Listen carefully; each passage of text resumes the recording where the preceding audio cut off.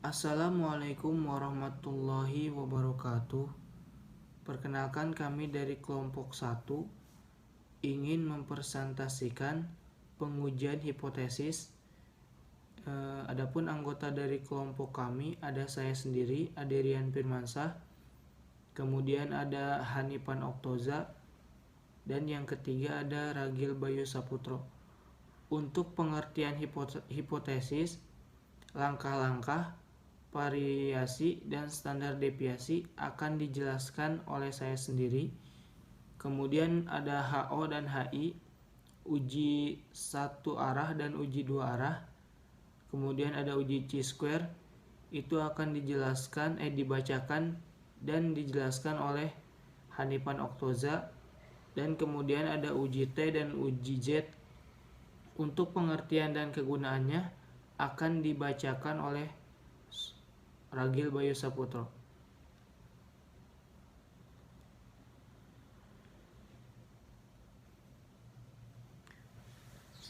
Pengujian hipotesis.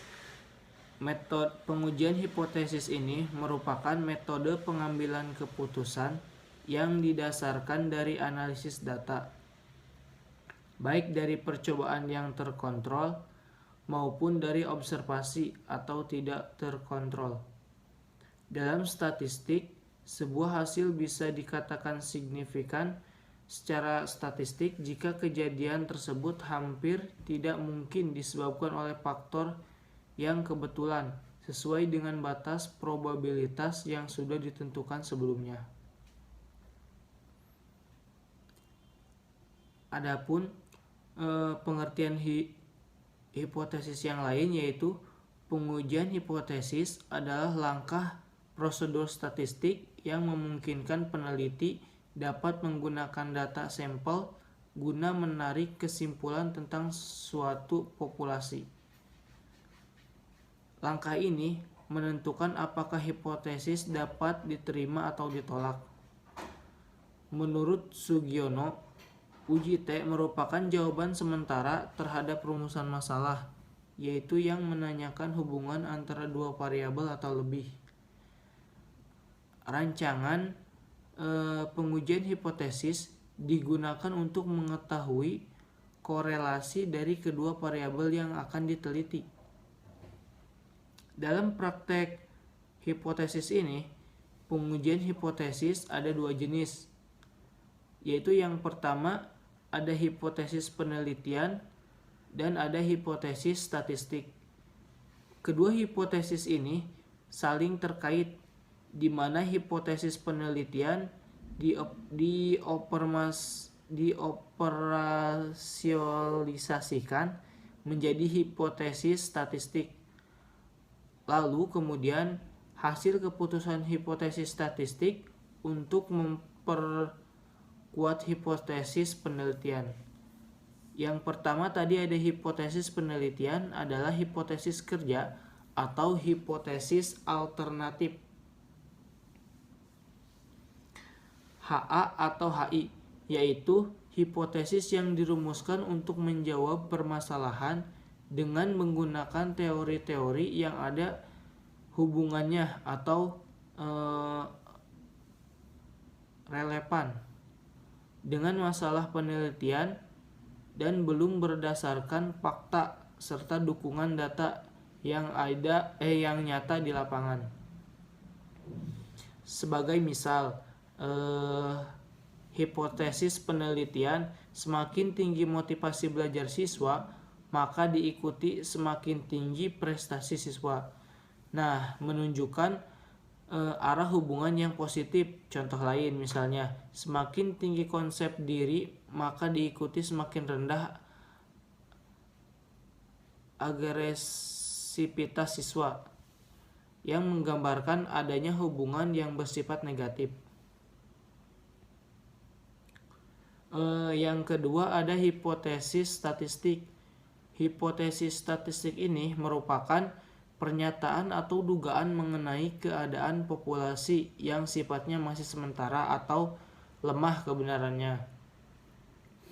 Hipotesis statistik ini dapat berbentuk satu variabel seperti seperti binomial, position, dan normal atau nilai dari parameter seperti rata-rata, varians, simpangan baku, dan proporsi. Hipotesis statistik harus diuji karena itu harus berbentuk kuantitas untuk dapat diterima atau ditolak. Hipotesis statistik ini akan diterima jika hasil pengujian membenarkan pernyataan dan akan ditolak jika terjadi penyangkalan dari pernyataan tersebut. Berikut ini merupakan langkah-langkah pengujian hipotesis statistik adalah sebagai berikut. Yang pertama, menentukan formulasi hipotesis. Jadi sebelum melakukan analisis, kita harus menentukan dulu formulasi hipotesis. Yang kedua, menentukan taraf nyata. Yang ketiga, menentukan kriteria pengujian. Yang keempat, menentukan nilai uji statistik. Yang kelima, yang terakhir, membuat kesimpulan dari hasil pengamatan tersebut. Adapun langkah-langkah prosedur uji hipotesis, yang pertama, tentukan parameter yang hendak diuji. Jadi kalau akan membuat pengujian hipotesis, yang pertama kita harus menentukan parameter yang hendak diuji. Misalnya tadi siswa ya seperti itu. Yang kedua, tentukan hipotesis nol atau HO. Yang ketiga, menentukan hipotesis alternatif atau HI. Yang kelima, pilih statistik yang tepat. Yang keenam, tentukan kawasan penolakan. Terus yang ketujuh, hitung statistik uji. Yang kedelapan, putuskan apakah hipotesis nol ditolak atau diterima.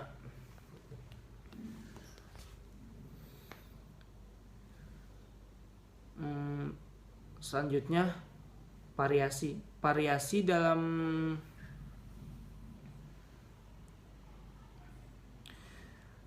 yang selanjutnya adalah variansi. Ukuran variansi ini merupakan ukuran seberapa jauh sebuah kumpulan bilangan tersebar. Jadi varians nol mengindikasikan bahwa semua nilai sama. Varians selalu bernilai non negatif. Varians yang rendah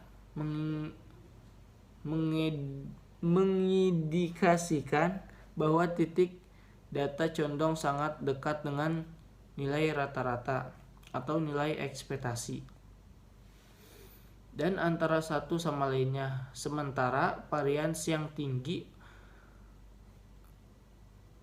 mengindikasikan bahwa titik data sangat tersebar di sekitar rata-rata dan dari satu sama lain. Sedangkan variansi dalam teori probabilitas dan statistik atau ragam suatu perubahan acak atau distribusi probabilitas merupakan ukuran seberapa jauh sebuah kumpulan bilangan tersebar. Varians nol mengindikasikan bahwa semua nilai sama. Standar deviasi atau simpangan baku adalah persebaran data pada suatu sampel untuk melihat seberapa jauh atau seberapa dekat nilai data dengan rata-ratanya. Standar deviasi pertama kali ditemukan oleh Carey Person pada tahun 1894 dan tercatat dalam bukunya yang berjudul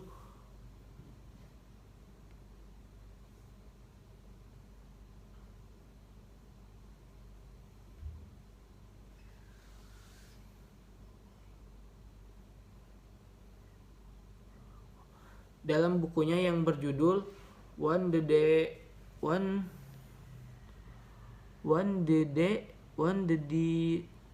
apa sih? Dalam bukunya yang berjudul One the Decision. Pertama, standar deviasi ini sering digunakan untuk menghitung data sampel penelitian.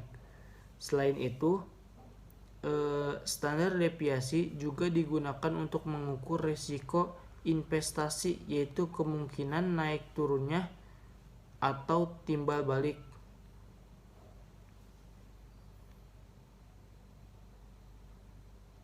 Adapun pengertian standar deviasi yang lain, yaitu suatu rumus yang paling sering digunakan dalam perhitungan statistik.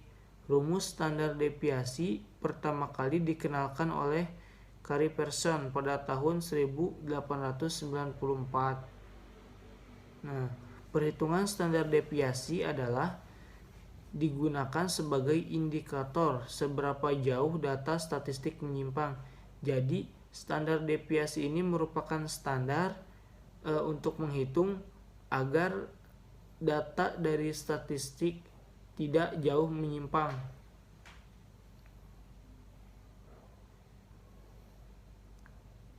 Standar deviasi ini merupakan cerminan dari rata-rata penyimpangan data dari mean.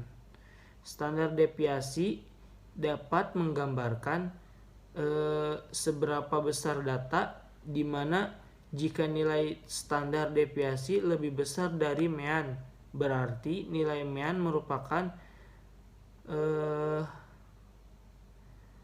representasi yang buruk dari keseluruhan data.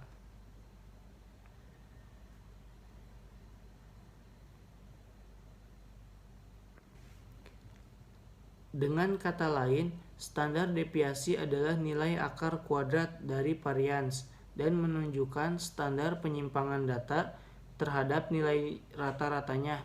Jika nilai standar deviasi semakin kecil, artinya semakin mendekati rata-rata.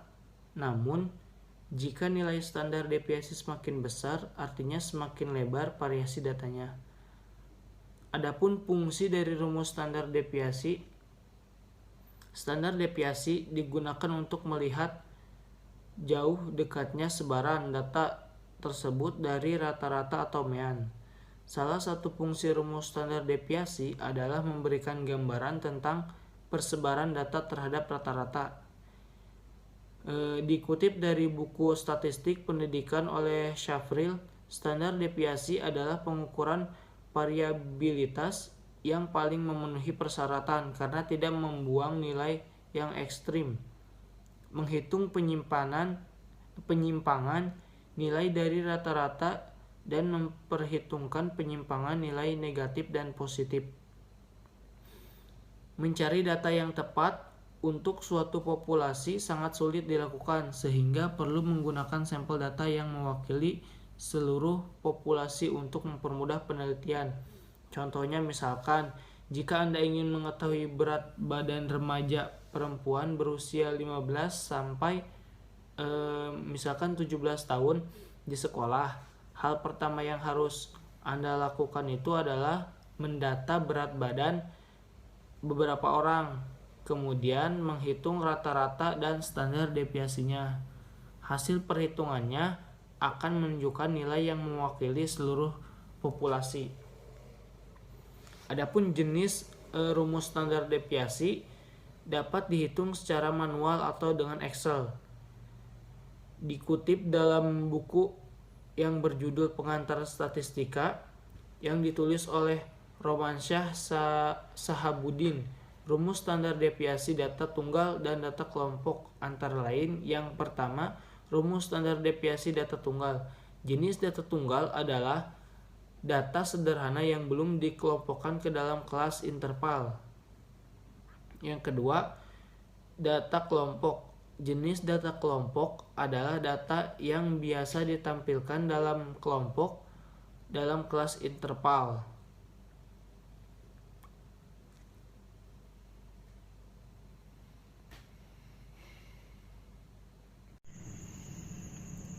Bismillahirrahmanirrahim.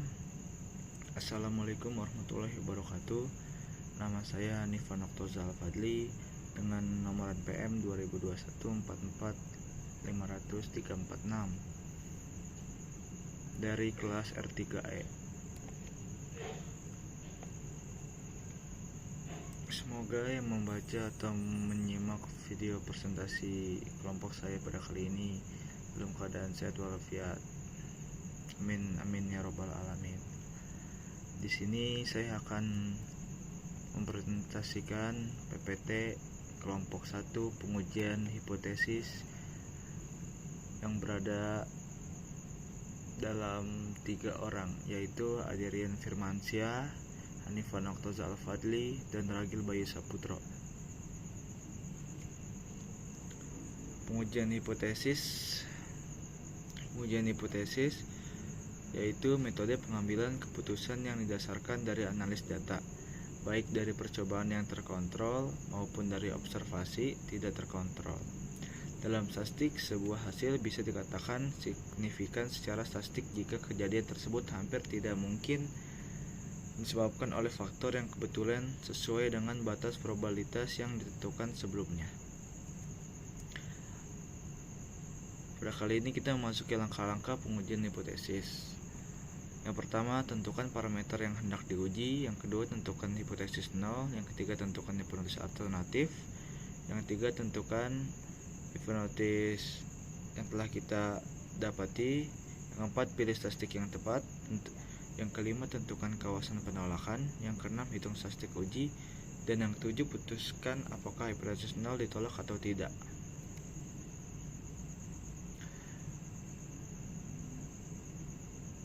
Pada kali ini kita memasuki variansi. Variansi merupakan ukuran seberapa jauh sebuah kumpulan bilangan terbesar. Variansi 0 mengindikasikan bahwa semua nilai sama. Varians selalu bernilai 0 negatif. Varians yang rendah mengindikasikan bahwa titik data condong sangat dekat dengan nilai rata, nilai ekspektasi, dan antara satu sama lainnya.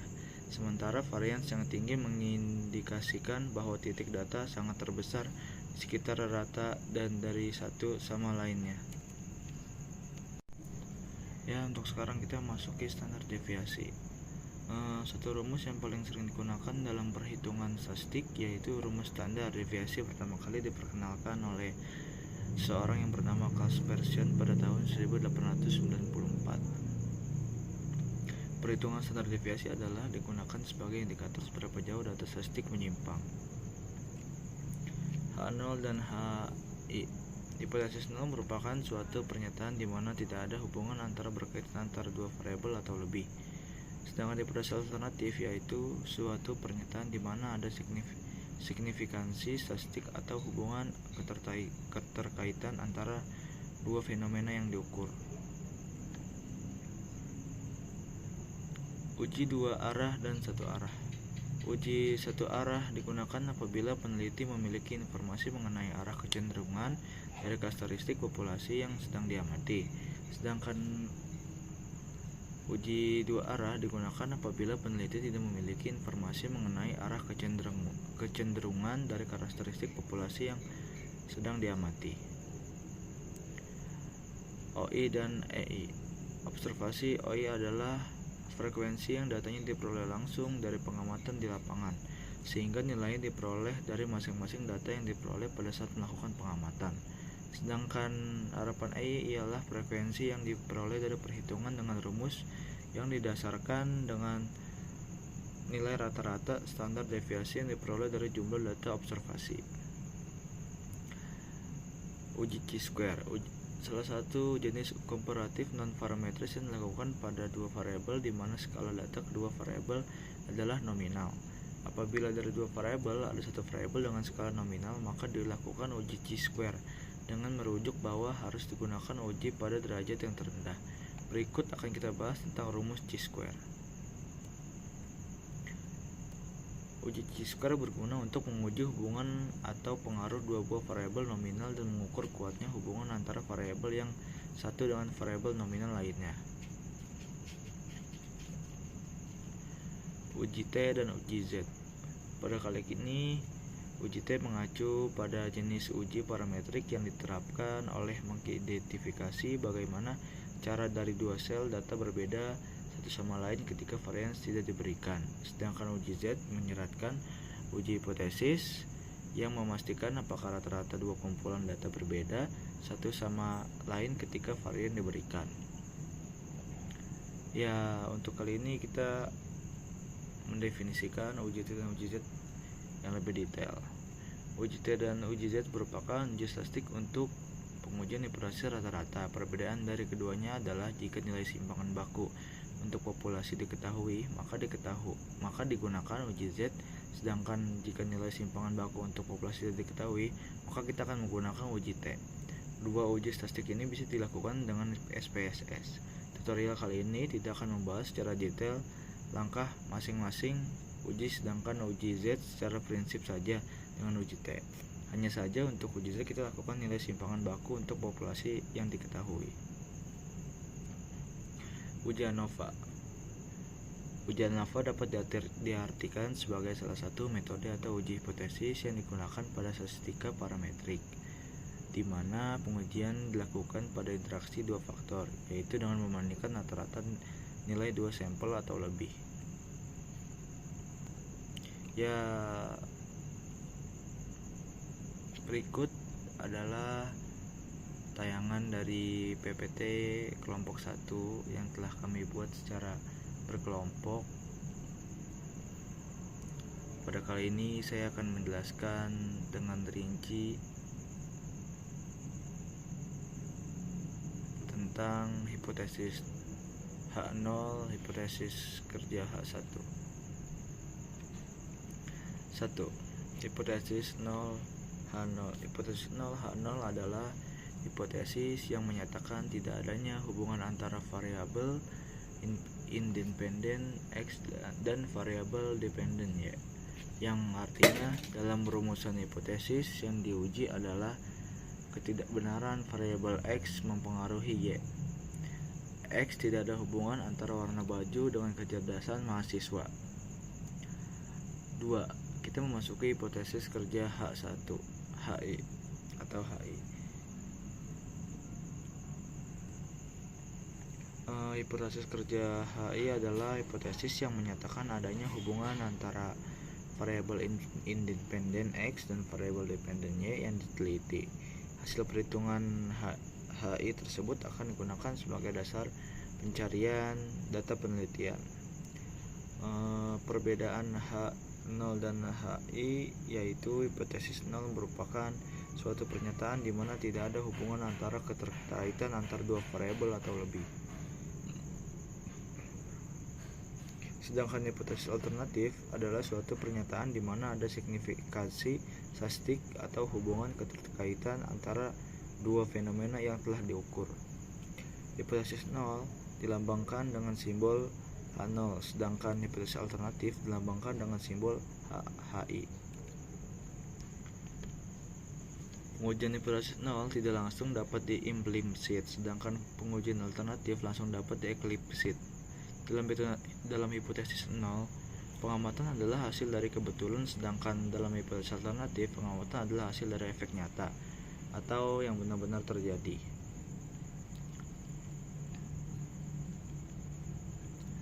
Pada kali ini kita akan memasuki penjelasan dari uji dua arah. Uji dua arah. Pada uji ini menggunakan uji dua arah sehingga untuk mencari nilai Z di tabel kurva normal, nilai min-nya harus dibagi dua arah, yaitu ujung kiri dan ujung kanan dari suatu kurva, sehingga nilai alfa L/2 sebagai contoh bila ditetapkan nilai sama dengan 0,05, maka nilai alfa sama dengan YZ 0,05 sama dengan 0,025 pada nilai Z minnya adalah 1,96. 2. Kita akan memasuki uji satu arah. Kalau dalam memformasikan H0 dan HA seperti HO dibagi X sama dengan HA dibagi X lebih besar, maka ujinya adalah salah satu arah nilai alfanya tetap 5%, tidak usah dibagi. kita usah dibagi dengan 2 sehingga nilai Z sama dengan 1,65. Dari kedua nilai tersebut, nilai perhitungan uji statistik dan nilai dari tabel, maka kita dapat memutuskan apakah H0 ditolak atau H0 gagal ditolak dengan ketentuan sebagai berikut. 0 bila nilai perhitungan uji statistik lebih besar dibandingkan nilai yang berasal dari tabel. Nilai perhitungan lebih besar nilai tabel, maka keputusannya H0 ditolak. Perbedaan hipotesis satu arah dan dua arah, yaitu hipotesis satu arah digunakan untuk menguji suatu hal yang sudah jelas akan lebih besar atau lebih kecil dari hipotesis awal, sedangkan hipotesis dua arah digunakan untuk menguji suatu hal yang berupa hipotesis awal pada suatu titik tertentu, di mana kemungkinan hipotesis tandingnya bisa lebih besar maupun lebih kecil dari titik tersebut. Untuk memperjelas, saya ingin memberikan suatu contoh kasus hipotesis yang mudah. Misalnya, kita ingin menguji suatu kadar emisi kendaraan apakah mencapai batas tertentu atau tidak. Maka yang terjadi perhatikan kita adalah melebihi batas emisinya atau tidak. Bila kadar emisi lebih kecil dari batas emisi dianggap masih menjadi hipotesis awal, karena semakin kecil semakin baik. Dalam hipotesis ini digunakan adalah satu arah. Misalnya, kita ingin menguji kadar racun dalam tubuh manusia, misalnya kreatin dan urin, maka kita konsen pada dua arah. Apabila kadar kreatin dan urin melebihi batas normal sangat berbahaya, sedangkan apabila lebih kecil dari batas normal juga berbahaya. Yang bagus adalah kadarnya pas dengan batas normal. Oleh karena itu cocok menggunakan hipotesis dua arah. Berikut adalah contoh hipotesis satu arah dan hipotesis dua arah dalam kehidupan sehari-hari, terutama di bidang dokter atau kesehatan. Metode chi-square atau X2 untuk uji goods of distribusi normal menggunakan pendekatan penyumbatan penyimpangan data observasi tiap kelas dengan nilai yang diharapkan. Uji chi-square seringkali digunakan oleh para peneliti sebagai alat uji normalitas. Keterangan X2 sama dengan nilai X2, OI sama dengan nilai observasi, EI sama dengan nilai expected atau harapan luasan interval kelas berdasarkan tabel normal dikalikan N, total frekuensi dibagi P dikali N. N sama dengan banyaknya angka pada data total frekuensinya. Komponen penyusun rumus tersebut di atas didapatkan berdasarkan pada hasil transformasi data distribusi frekuensi yang akan diuji normalitasnya sebagai berikut.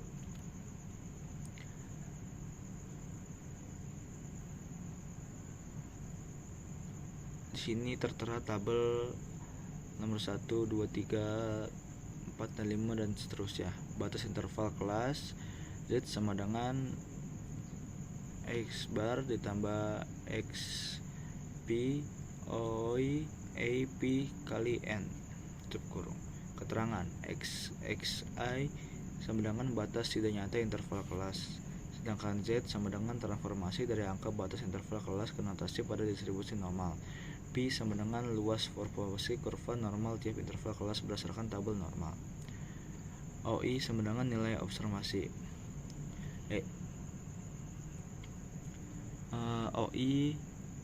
OI nilai sama dengan nilai observasi. AI sama dengan nilai expected atau harapan luasan interval kelas berdasarkan tabel normal dikalikan N sama dengan total frekuensi dibagi P kali N.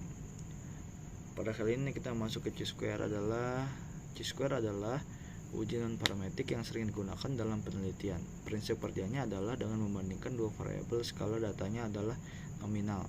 Dikutip dari buku pengantar statistika Usman HNR Purnomo Setiadi Akbar Bumi Askara 2000. Uji chi-square biasanya digunakan untuk mengetahui hubungan dua variabel nominal, kemudian mengukur kekuatan hubungan antara dua variabel yang dimaksud. Skala data kedua variabel adalah nominal. Apabila dari dua variabel ada satu variabel dengan skala nominal, maka dilakukan uji chi-square dengan merujuk bahwa harus digunakan uji pada derajat yang terendah. Uji chi-square bisa dilakukan hanya pada sampel berurutan besar. Uji ini dilakukan dengan mentabulasikan variabel ke dalam kategori lalu dihitung statistik uji square-nya. Berikut adalah penjelasan secara rinci yang telah saya kumpulkan dari beberapa materi, dan video ini kami kumpulkan dari kelompok 1 tentang pengujian hipotesis. Sekian dari saya, bila ada kata-kata yang salah mohon dimaafkan. Wassalamualaikum warahmatullahi wabarakatuh. Assalamualaikum warahmatullahi wabarakatuh. Di sini saya akan menjelaskan tentang pengujian hipotesis di subbab uji T dan uji Z. Uji T terlebih dahulu. Uji T ialah uji statistik yang digunakan untuk menguji kebenaran atau kepalsuan hipotesis. 0. Uji T pertama kali dikembangkan oleh William Shelley Gosset pada 1915. Awalnya ia menggunakan nama samaran Staden dan huruf T yang terdapat dalam istilah uji T dari huruf terakhir nama beliau. Uji T disebut juga dengan nama Staden. Kegunaan: alat analisis data untuk menguji satu populasi atau dua populasi, membandingkan dua mean atau rata-rata untuk menentukan apakah perbedaan rata-rata tersebut nyata atau karena kebetulan. Yang kedua, untuk uji T satu sampel membandingkan mean atau rata-rata sampel dengan mean acuannya.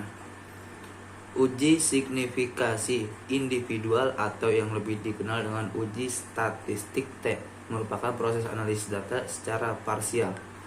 Uji T ini nantinya akan menunjukkan beberapa banyak pengaruh variabel independen secara parsial terhadap variabel dependen. Uji T tujuannya untuk melihat sejauh mana pengaruh secara parsial dari variabel bebas terhadap variabel terikat. Uji T lebih sering digunakan untuk data yang jumlahnya lebih sedikit, yaitu kurang dari 30. Selain itu, uji T digunakan jika nilai parameter sudah diketahui atau ditentukan dan data distribusi normal. Uji T dibagi menjadi 3 jenis, yaitu T1 sampel, 2 sampel berpasangan, dan sampel bebas.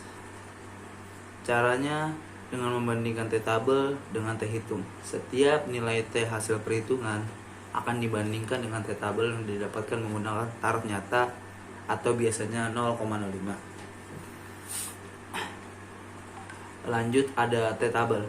T tabel ialah jenis tabel yang distribusi yang digunakan apabila menggunakan statistik. Uji T sebagai perbandingannya. Fungsi dari tabel ini ialah untuk menentukan hipotesis. Pemakaian uji T ini sangat bervariasi. Bisa digunakan pada objek studi berpasangan ataupun tidak berpasangan. Lanjut, ada tadi itu uji T dan sekarang uji Z. Uji Z itu dalam menggunakan uji Z, data yang diperoleh adalah berdistribusi normal dengan ciri-cirinya unimodal atau selalu memiliki modus dan hanya satu modus, simetrik. Yang ketiga, modus median atau rata-rata. Yang keempat, asimptotik atau kurva distribusi normal tidak akan pernah menyentuh apsinya. Pengujian uji Z dapat dilakukan apabila simpangan baku populasi A diketahui dan N-nya jumlah lebih dari 30. Untuk uji perbedaan rata-rata data tunggal dengan uji Z, maka diperoleh dari sampel berpopulasi tunggal. Uji Z adalah salah satu uji statistik yang pengujian hipotesisnya didekati dengan distribusi normal. Menurut teori limit terpusat, data dengan ukuran sampel yang besar akan berdistribusi normal.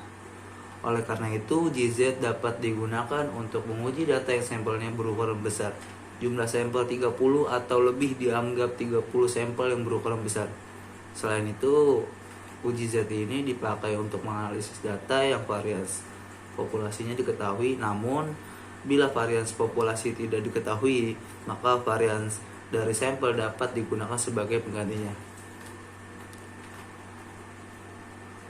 Kriteria pengguna uji Z yaitu yang pertama, data berdistribusi normal, yang kedua, varians diketahui, yang ketiga, ukuran sampel besar lebih dari 30, yang keempat, digunakan hanya untuk membandingkan dua observasi. Yang tadi ada T-tabel, sekarang ada Z-tabel. Z-tabel ialah tabel statistik untuk uji Z.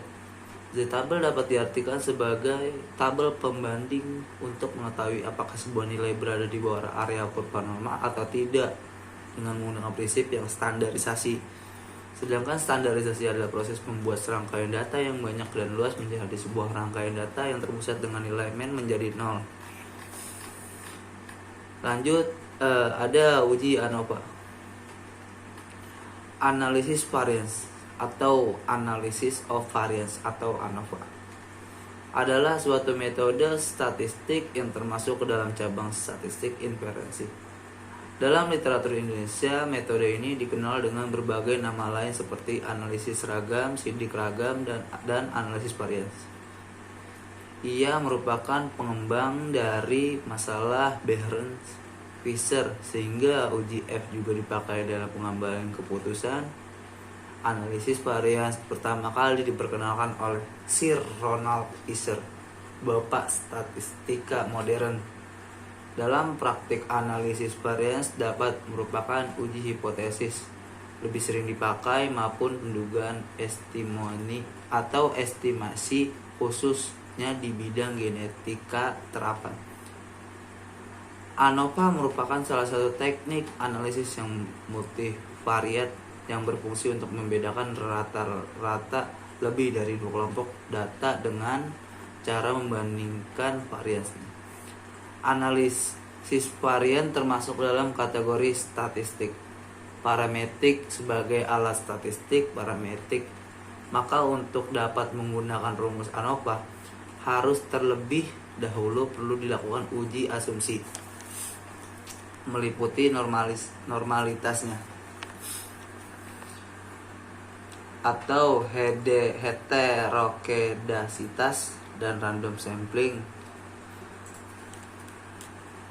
Analisis varian dapat dilakukan untuk menganalisis data yang berasal dari berbagai macam jenis dan desain penelitian. Analisis varian banyak dipergunakan pada penelitian-penelitian yang banyak melibatkan pengujian komparatif, yaitu menguji variabel terikat dengan cara membandingkannya pada kelompok-kelompok sampel independen. Yang diamati analisis varian saat ini banyak digunakan dalam penelitian survei dan penelitian eksperimen. Secara umum, analisis varian menguji 2 varian atau ragam berdasarkan hipotesis nol bahwa kedua jenis varian itu sama. Varian pertama adalah varian antar contoh atau among sampel, dan varian kedua adalah varian dalam masing-masing contoh atau within sample. Dengan ide semacam ini, analisis varians dengan 2 contoh akan memberikan hasil yang sama dengan uji T untuk 2 rata atau mean, supaya sahih atau valid dalam menafsirkan hasilnya. Analisis varians membentuk diri pada konsumsi pada yang harus dipenuhi dalam perancangan percobaan.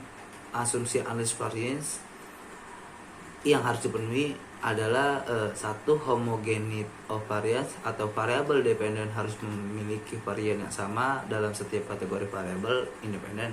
Jika terdapat lebih dari 1 variabel independen, maka harus ada homogeneity of variance di dalam sel yang dibentuknya oleh variabel independen kategorikal. Yang kedua, random sampling. Tujuan uji signifikansi, maka subjek di dalam setiap grup harus diambil secara acak. Yang ketiga, multivariate normality. Untuk tujuan uji signifikansi, maka variabel harus mengikuti distribusi normal. Multivariate variable dependent terdistribusi normal dalam setiap kategori variabel independen. ANOVA masih tetap robust walaupun terdapat penyimpangan asumsi multivariate normality. Uji ANOVA 1 jalur atau one way ANOVA. Analisis varian 1 jalur merupakan teknik statistika parametrik yang digunakan untuk pengujian perbedaan beberapa kelompok rata-rata, di mana hanya terdapat 1 variabel bebas atau independen yang dibagi dalam beberapa kelompok. 1 variabel terikat atau dependen dalam teknik ANOVA atau jalur biasanya digunakan dalam penelitian eksperimen ataupun expo factor. hipotesis dalam ANOVA akan membandingkan rata-rata dari beberapa populasi yang diwakili oleh beberapa kelompok sampel secara bersama, sehingga hipotesis matematikanya adalah HO banding U1 sama dengan U2 dan lanjut seterusnya. Seluruh men populasi adalah sama, tak ada efek treatment atau tak ada keragaman men dalam grup. H1 banding tidak seluruh men populasi dalam sama, minimal ada satu men populasi yang berbeda. Terdapat sebuah efek treatment tidak seluruh men populasi berbeda atau beberapa pasang mungkin sama. Hipotesis alternatif seperti tersebut di atas merupakan hipotesis yang fleksibel karena tidak menyebutkan secara pasti mana yang berbeda dengan yang lainnya. Hal ini mempunyai arti bahwa mana yang tidak sama bukan merupakan masalah dalam penolakan hipotesis 0 HO pada one way ANOVA adalah tidak ada perbedaan signifikan rata-rata sampel yang ada. Bila HO ditolak, maka analisisnya belum selesai sehingga perlu analisis lanjutan atau diulang. Analisis selanjutan setelah ANOVA sering disebut dengan post hoc atau pasca ANOVA adalah sebagai berikut. LCD atau less significant difference digunakan untuk melakukan uji T di antara seluruh pasangan kelompok N. Kedua, 2K atau HSD atau honestly significant difference. Uji ini disebut uji beda nyata yang merupakan perbaikan dari LCD karena uji ini untuk membandingkan men tanpa perencanaan terlebih dahulu. Yang ketiga, 2K SB alternatif lain dari uji 2K.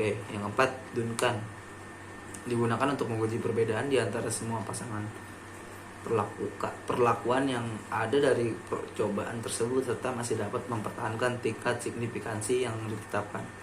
Yang kelima ada SNK atau Staden Neumann Curve, pengembangan dari LCD dan Duncan.